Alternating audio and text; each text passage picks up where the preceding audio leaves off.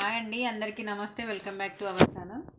మనం ఏ బ్లౌజ్కైనా ఇట్లా హ్యాండ్స్ అయితే కట్ చేసుకుంటాం కదా, యథావిధిగా ఇట్లే కట్ చేసుకొని, నేను చెప్పేది రోజ్ హ్యాండ్స్కి అండి. నేను కటింగ్ చూపిస్తా అని చెప్పిన కదా, చూడండి యాస్టీస్గా ఇలానే కట్ చేసి పెట్టుకోండి. ఇటు ఎక్స్ట్రా ఎందుకు తీసుకున్నాను అంటే, మెయిన్ ఫ్యాబ్రిక్ ఒకవేళ లైనింగ్ తక్కువ పడి ఇది ఎక్కువ పడ్డా కానీ మళ్ళీ జాయింట్లు లేకుండా కొంచెం ఎక్స్ట్రా పీస్ తీసేసుకుంటే మనకు టెన్షన్ లేకుండా ఉంటుంది. ఇలా నేను కట్ చేసి పెట్టుకున్నా. ఇలా కట్ చేసుకున్న దాన్ని ఒక ½ ఇంచ్ తేడాతోని మధ్యలో ఈ విడ్త్ అనేది కట్ చేసుకోవాలండి. ఇట్లా ఇది ఉంటుంది కదా ఓపెన్, ఇది ఓపెన్ అనేది ఇట్లా ఇక్కడి నుంచి ఇక్కడి వరకు కట్ చేసుకోవాలి. ఇలా కట్ చేసుకున్న తర్వాత ఇట్లా వస్తుంది చూడండి. ఇప్పుడు ఇది మెయిన్ అండి. ఈ పేపర్ అయితే కంపల్సరీ రోజ్ హ్యాండ్స్కి ఈ పేపర్ కట్ చేసుకొని ఇట్లా మనం ఒక డబుల్ ఫోల్డింగ్ ఉన్నది, ఒకటే టైము 2 హ్యాండ్స్ వస్తాయి అన్నట్టు. ఒకేసారి 2 హ్యాండ్స్ కట్ చేసుకోవచ్చు అండి. ఇది సారీ నేను మీకు చూపించాను కదా, మదర్ కోసము డాటర్ కోసము సారీస్ అయితే తీసుకొచ్చిర్రు.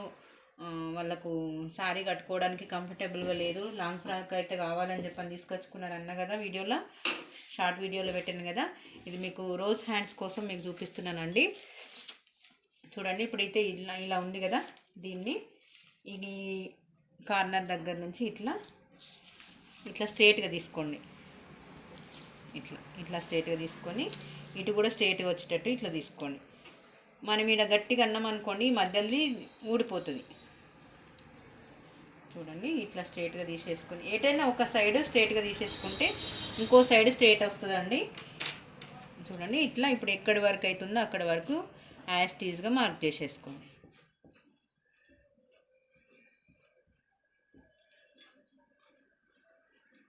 యథావిధిగా ఇప్పుడు నేను ఏ విధంగా అయితే మార్క్ చేస్తున్నానో అదే విధంగా మార్క్ చేసేసుకోండి. కొంచెం పేపర్ అటు ఇటు కదులుతుంటుంది, మీరు ఎగితే పిన్స్ పెట్టేసుకోండి. పిన్స్ పెట్టేసుకుంటే ఈజీగా అయిపోతుంది మార్క్ చేసుకోవడానికి. ఇది కచ్చక పెట్టుకోవడం కోసం అండి నేను ఇప్పుడు మార్క్ చేసింది. యాస్టీస్గా ఇక్కడ స్ట్రేట్గా వస్తుంది. ఇట్లా నేను ఏ విధంగా అయితే మార్క్ చేసుకున్నానో అదే విధంగా ఈ మార్కింగ్ ఏడు వరకు అవుతుందో ఆ మార్కింగ్లో యాస్టీస్గా కట్ చేసేసుకోండి.